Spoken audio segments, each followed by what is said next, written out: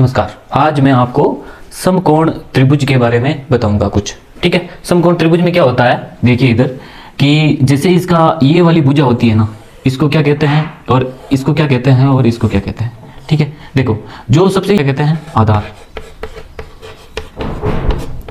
ठीक है, और ये जो भुजा होती है ना, जो 90 डिग्री का कोण बनाती है हमारी, ये देखो ये वाली इसको हम क्या कहते हैं, लंब कहते हैं। क्या कहते हैं, लंब।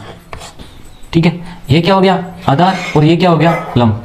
ठीक है, अब जो इन दोनों के जो हमारे 90 डिग्री का कोण बन रहा है, ये वाला, इसके सामने की भुजा, ये वाली जो 90 डिग्री का कोण बनता है, उसके सामने की भुजा होती है, उसको हम कहते हैं कर्ण। क्या कहते हैं, कर्ण। ये जो 90 डिग्री के कोण के सामने वाली भुजा क्या हो गई, कर्ण हो गई। ठीक है, देखो लंब और आधार दोनों को प्लस करेंगे हम, तब जाके हमें क्या मिलेगा, कर्ण मिलेगा। मतलब जो ये सेमी है ना, इसकी ये भुजा और ये भुजा दोनों किसके बराबर हैं, इस कर्ण के बराबर है। ठीक है, मैं लिखता हूं ए बी सी एक त्रिभुज है। ठीक है, जिसमें ए बी और बी सी किसके बराबर है, इस कर्ण के बराबर है।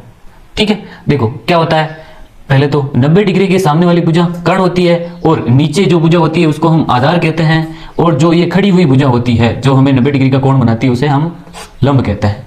ठीक है, अब देखो जैसे किसी में दे रखा है हमें कि यहाँ पे आधार भी दे रखा है मुझे कि आधार है 4 सेमी, और लंब भी दे रखा है, लंब दे रखा है मुझे 3 सेमी। कितना सेमी, 3 सेमी। ठीक है, अब मुझे याद करना है कर्ण। ठीक है, आधार दे रखा है, लंब दे रखा है, और मुझे क्या याद करना है, कर्ण। तो कैसे याद करेंगे, मैं यहाँ लगाऊंगा कर्ण का स्क्वायर बराबर क्या होगा, आधार स्क्वायर प्लस आएगा, क्या आएगा, प्लस क्या आएगा, आधार स्क्वायर हो गया, और लंब स्क्वायर आएगा, लंब का स्क्वायर। ठीक है, क्या बोला मैंने कि आधार और लंब को हम प्लस करेंगे तो हमें क्या प्राप्त होगा, कर्ण प्राप्त होगा। ठीक है, तो हमने क्या किया, आधार स्क्वायर और लंब स्क्वायर को प्लस करेंगे तो क्या प्राप्त हो जाएगा, हमें कर्ण स्क्वायर प्राप्त हो जाएगा। ठीक है, देखो हाँ, आधार हमने कितना माना है, 4 सेमी, तो मैं यहाँ लिखूंगा 4 का स्क्वायर। ठीक है, प्लस है तो प्लस लगाओ, लंब कितना माना हमने, 3 सेमी, तो 3 का स्क्वायर।